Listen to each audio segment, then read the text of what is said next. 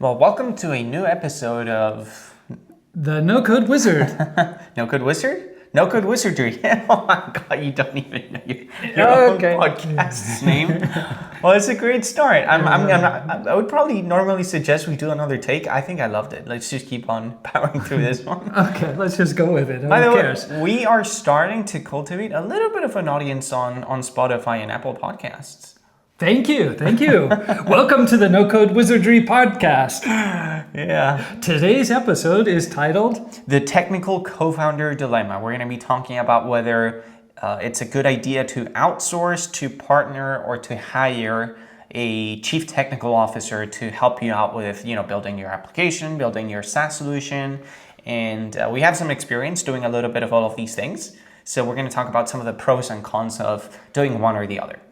Yeah, this is definitely an episode that is for founders who probably aren't completely tech savvy, that maybe they don't understand all of the intricacies of building a tech solution, but they have a deep understanding of what's going on in their industry, and they've got ideas that they want to convert into tools or solutions for that industry. It could be an internal tool, it could be a lead magnet. It could be a full-blown SaaS solution for your specific industry. It doesn't matter so much about the scale of what you want to build, but it's I know it's daunting for a lot of people that, they say, I've got ideas, but I don't know how to actually do the build, and I don't know whether I should, find a partner. Should I hire somebody? Should I outsource it to somebody that just kind of helps me get along? What's the path? And that's what this episode's all about. So let me ask you, if I am someone looking to build a full-blown application, should I look for someone? And let's just assume that I'm not a very technical person. Like I understand what a website is. I understand how things could potentially be built, but I've never built anything myself. Should I hire someone to do this for me? So here's the deal. I've seen a lot of horror stories in my time. I've lived through them. I know. So the obvious first knee-jerk reaction is, I need a co-founder that will handle the tech part, that really gets the tech part. I've got the industry knowledge. I need a tech co-founder. And that can work sometimes. It isn't necessarily a bad idea, but you have to be really careful of who you get in bed with. Partnerships are the trickiest thing in business, I think, in my personal experience, that you can come across. It's really hard. And I'll tell you this because I've partnered with family members, I've partnered with good friends, I've partnered with people that I thought were really trustworthy, and I've had experiences of all colors. And it doesn't mean that it won't work, but it's kind of like getting married. But it's maybe even harder because there's a lot at stake financially, and there's not the same alignment of interests. Okay, when you get married to somebody, at least you supposedly love them, right? And there's more alignment because you're forming a bond for supposedly the rest of your life, and if you're lucky like I am, then it is. And when you're getting a business partner, there's a little bit more distance there, and people's interests change over time, and it can be really hard to navigate.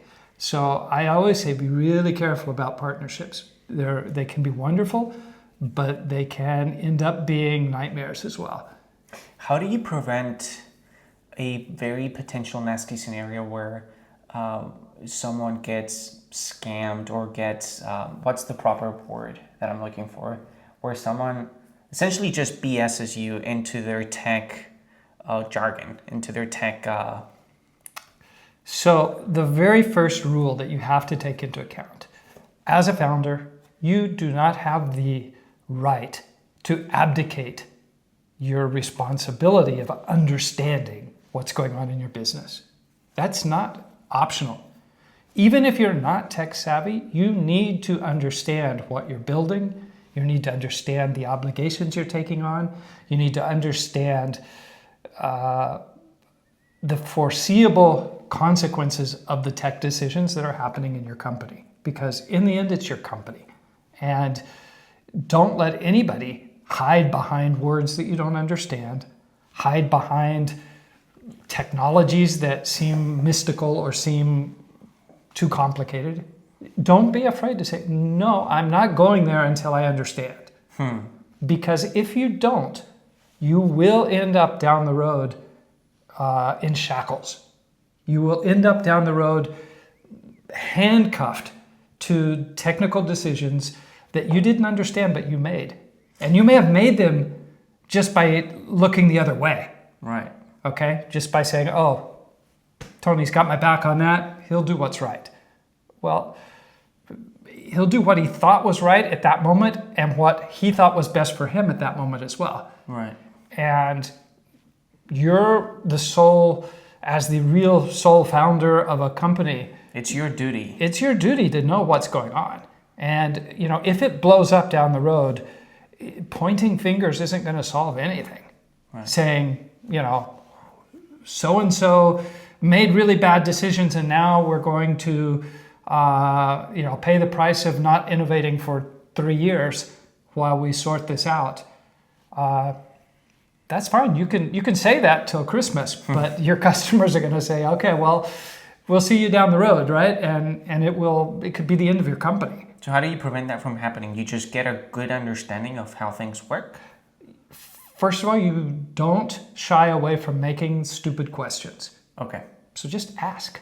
Just say, no, explain this to me in terms that I can understand. And keep it stupid simple for me. Yeah. Make sure that, and I mean, there's always going to be an element of trust. Right. So, trustworthiness comes from being worthy of trust. Right. So, be careful of who you get in bed with, right? I mean, are they actually telling you the truth? Always keep a certain amount of skepticism so that you're, willing to question what you're being told, because that'll give you a good idea of whether that person is trustworthy or not. I think that is one of the core benefits of building with Bubble, is that as a founder, you can understand your application. Okay? And sure, we've had episodes on this, we've done videos on it, and we'll probably do a lot more as we go forward. But it's not just about saying, hey, Bubble's great. It's about really saying you should be empowered enough to be able to understand what's going on in your business. Doesn't mean you have to do it all. Doesn't have to mean that you go in and you study every workflow or every button or I'm not saying that. But if something comes up, you should be able to go in and say, what's going on here? Sit down with me and show me. And let's walk through it step by step. And you could do that with traditional code as well, but it's going to be a lot harder. So what about hiring? What happens during the process of hiring someone as a chief technical officer? If you will, it could be someone that's just really good at what they do in terms of you might hire a Bubble expert, or you might hire someone that's really good with PHP or CSS or whatever. What traits should you look for when you're thinking about hiring someone? So let's think about this. Awesome talent is expensive. It is. It just is. I mean, and it's not going to get cheaper just because there's more AI tools out there or what have you. If you want somebody that really carries their weight, it's going to be expensive, okay? And you shouldn't cut corners in the sense that you might say, well, I think I'll hire this other guy because he's cheaper. Okay, you're going to get what you pay for. Just know that, okay? If you want to go on Upwork and hire, a developer in Pakistan or India, and some of them are really awesome. Some of them aren't. Just know that those lower price tags are going to come with lower capabilities of understanding. Communication, Understanding the intricacies of the business. Okay, they may be awesome developers, but if you're looking for a CTO, you're looking for a partner, you're looking for somebody to go the journey with you, it's just as important that they understand and care about the business as you understand the tech. Because if that's not reciprocal, it's a disaster waiting to happen. Because you may end up with a marvelous piece of code that just doesn't do what you need it to do. Is it hard to find an employee? Because at that point, when you're hiring a chief technical officer, you are hiring an employee that works for you. At the end of the day, is it hard to, especially with small businesses, like I'm thinking like a bubble startup, is it hard to find someone that you can fully trust that they're going to care about what it is that you're building and not just build or, hand over something to you that they don't, it does something, but it doesn't really, perhaps it's not been built to be a meaningful solution like the one that you were envisioning? I think that's the difference between hiring and partnering, maybe? Yeah, or just, going after a freelancer or having an actual technical partner.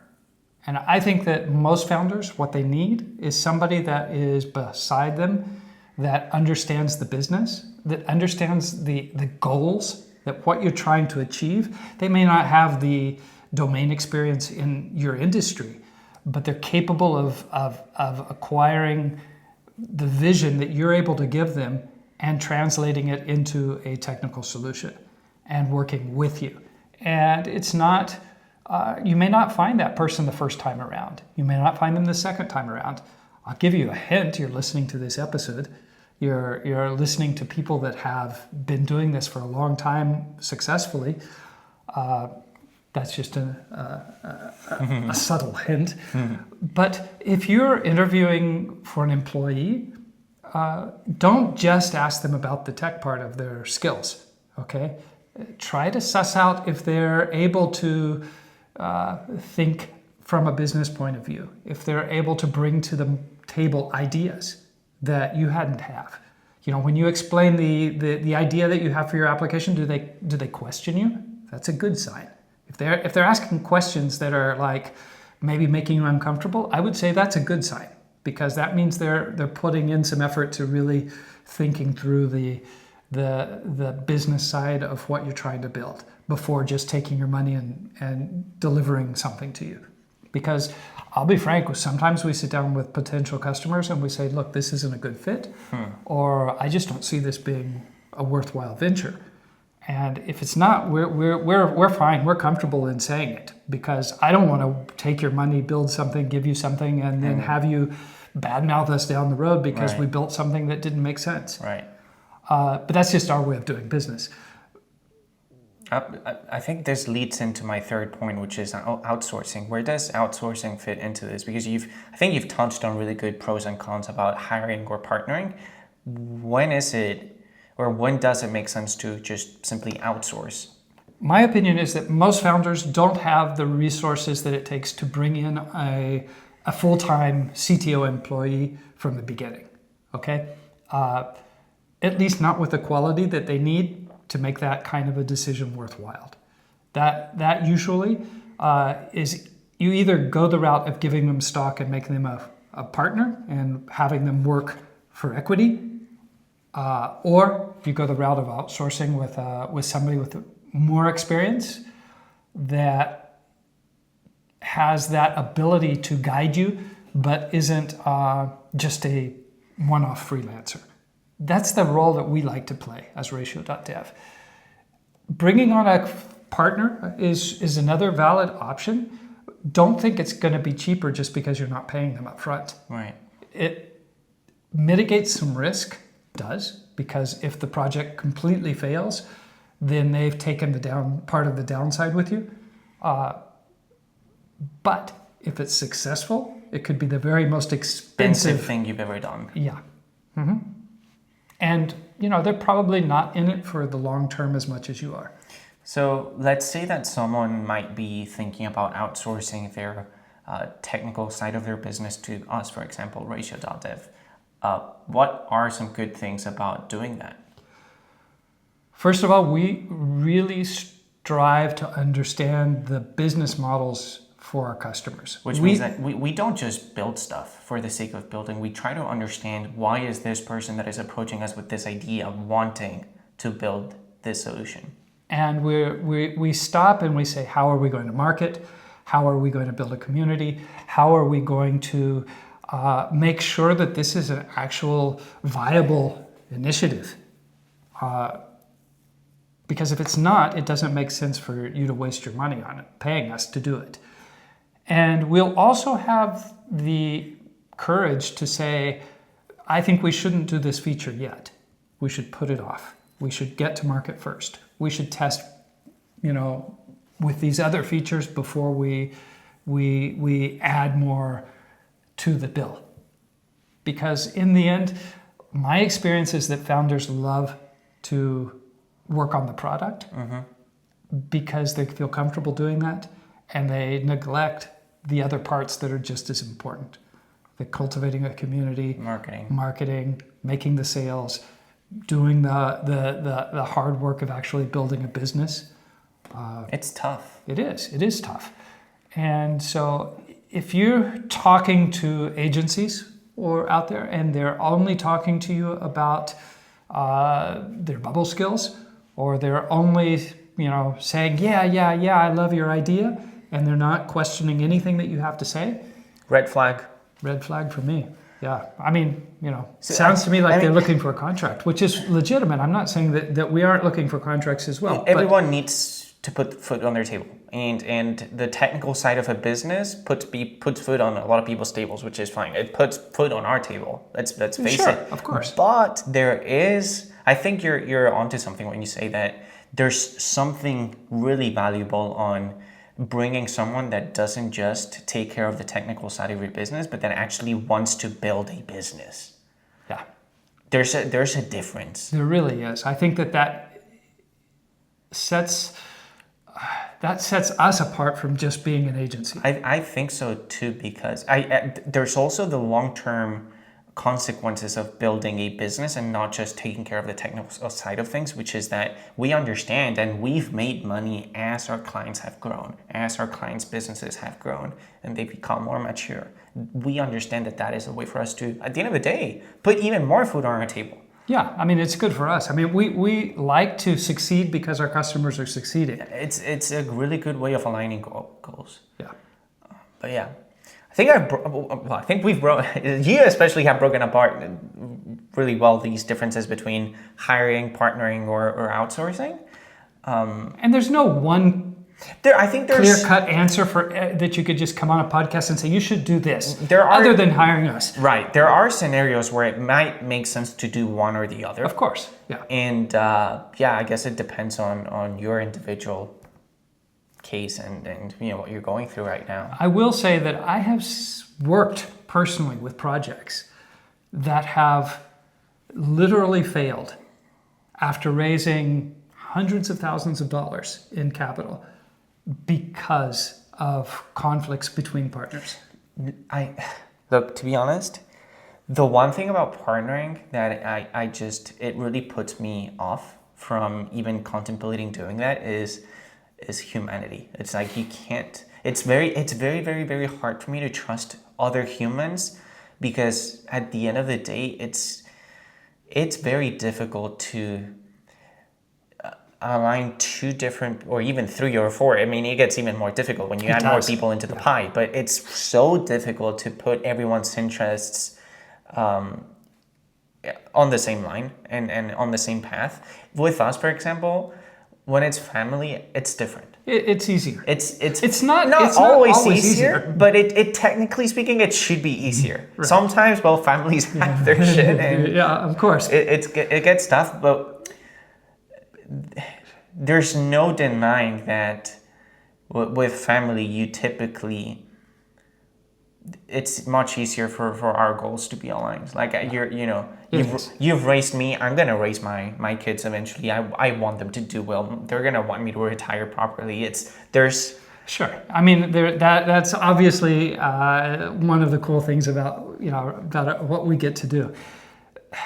I will say this, as a founder, as the person who's making the leap of faith to push something forward, never relinquish control. Okay? If you bring somebody on, make sure that you do so in a way that they understand that you're in charge. And that there isn't an easy path for them to take over and pull the rug out from under your feet. And I've been through that before as well. So, those are important. How do you structure that? Make sure your contracts are really clear. Make sure you do your due diligence. And there aren't shady stories in the past. I've run across a few of those in the past as well. These are things you learn with age and experience. Mm-hmm. But yeah, of the three that we talked about, I think partnering is probably the scariest of them. And you'd think that most people want to go that route because it's the cheapest one at the beginning? It seems like it. It seems like the cheapest one, but it's the one that usually gives you the most amount of stress as well. It is. Especially when things go well. Yeah. And let's be honest, you don't want to have a business model built on the fact that, I hope things go poorly so that I don't have a problem down the road, right? Let's make sure we don't do too well. Because otherwise, so-and-so is going to take me to the cleaners, right? That's funny. Anyways, I think we can leave it there. There's just a funny one. Yeah. By the way, get our No Code Resource Center. Go to Ratio.dev. It's just full of awesome resources. Links are in the show notes and the description box down below. You can just click on there. It's going to take you to our website. There's going to be a really slick looking opt-in form. Just drop in your email. It's going to give you access to our No Code Resource Center. There's books, there's podcast episodes, there's a bunch of tutorials that you can watch. Plugins, plugins tools that we use to build our applications. Great stuff. And it's free. So what's to lose? Yeah. Sign up today. Catch you next week, mister. Appreciate your time. Yeah, likewise. I think next week there's going to be, we're recording a special one. Yeah. We'll see if we get it done on time. Yeah. All right. Anyways, talk to you guys soon. Bye.